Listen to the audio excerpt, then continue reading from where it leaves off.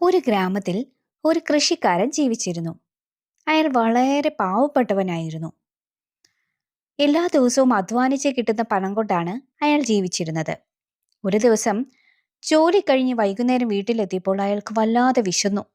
അയാൾ അടുക്കളയിൽ ചെന്ന് പാത്രമെടുത്ത് നോക്കി. ഒന്നും കഴിക്കാനില്ല.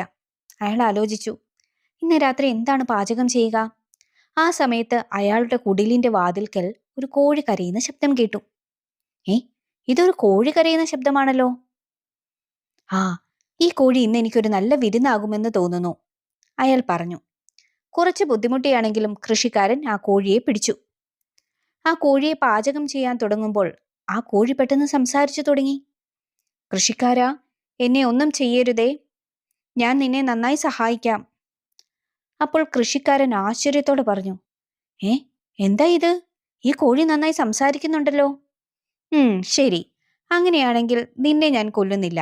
പക്ഷേ നീ എന്നെ ഏത് വിധത്തിൽ സഹായിക്കുമെന്ന് പറയൂ.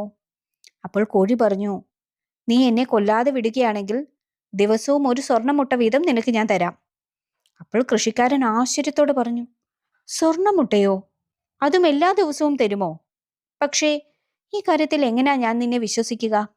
ഒരുപക്ഷെ നീ എന്നെ ചതിച്ചാലോ? അപ്പോൾ കോഴി പറഞ്ഞു, നീ എന്നെ വിശ്വസിക്കണം. നാളെ നിനക്ക് സ്വർണ്ണമുട്ട തന്നില്ലെങ്കിൽ നിനക്ക് എന്നെ കൊല്ലാം. കൃഷിക്കാരൻ പറഞ്ഞു, ശരി, നാളെ വരെ നിനക്ക് ഞാൻ സമയം തരാം. ഇതും പറഞ്ഞ് കൃഷിക്കാരൻ കുടിലിലേക്ക് പോയി ആ കോഴിയെ കൂട്ടിലടച്ചു. അടുത്ത ദിവസം കൃഷിക്കാരൻ കോഴി പറഞ്ഞതുപോലെ സ്വർണ്ണമുട്ട ഇട്ടിട്ടുണ്ടോ എന്ന് നോക്കാനായി കോഴിക്കൂട്ടിലേക്ക് പോയി.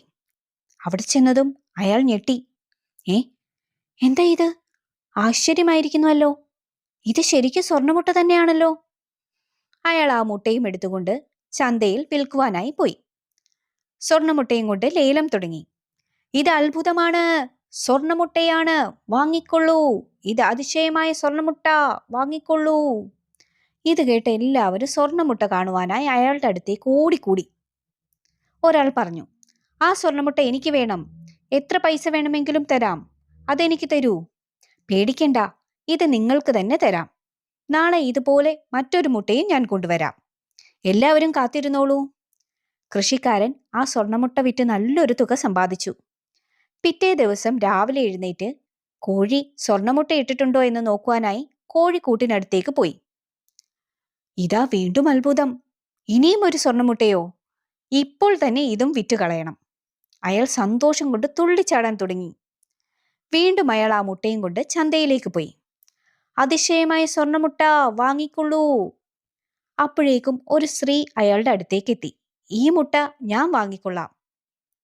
അങ്ങനെ ദിവസം തോറും ആ കോഴി സ്വർണ്ണമുട്ട കൊടുത്തുകൊണ്ടിരുന്നു.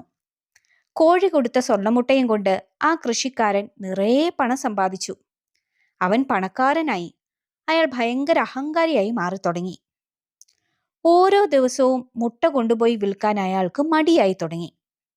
അതുകൊണ്ട് അയാൾ ആ കോഴിയെ കൊന്ന് അതിനുള്ളിലെ എല്ലാ മുട്ടയും എടുക്കാമെന്ന് വിചാരിച്ചു. അവൻ ആ കോഴിയെ കൊന്ന് അതിന്റെ വയറ് തുറന്നു നോക്കി. പക്ഷേ അവനൊന്നും കിട്ടിയില്ല. അവന്റെ തെറ്റ് അവന് മനസ്സിലായി. സ്വർണ്ണമുട്ട കാണുന്നില്ലല്ലോ, ഇതിന്റെ ഉള്ളിലിരുന്ന സ്വർണ്ണനിധിയും കാണുന്നില്ല. അവൻ നിരാശനായി കരഞ്ഞു. കോഴിയെ കൊന്ന് കുറേ സ്വർണ്ണമുട്ട എടുക്കാമെന്ന് ഞാൻ വിചാരിച്ചു. ഇപ്പോൾ എൻ്റെ കയ്യിൽ ഒന്നുമില്ലല്ലോ, അയാൾ കരഞ്ഞുകൊണ്ട് പറഞ്ഞു. ഗുണപാഠം: അത്യാഗ്രഹം ആപത്താണ്.